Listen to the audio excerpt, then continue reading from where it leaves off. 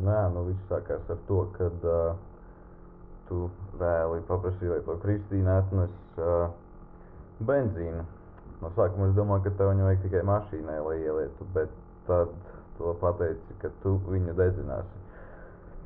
Ok, mēs aizbraucām uz tādu vienu vietiņu, uzlājām tos apļus, un tajā brīdī es iedomājos, ka vissliktākais, kas varētu notikt, ir tas, ka no tā apļa nolīst garām tāda kā upīte uz mašīnas pusi, un ja tu aizdedzināsi un aizies uz mašīnas pusi, būs pīzdēt.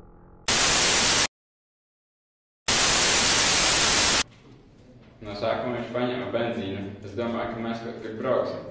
No sākuma jau braucām, bet tad tas izvērtās pavisam savādāk. Viņš sāka dedzināt visu. Un tīk, mēs aiz restēt.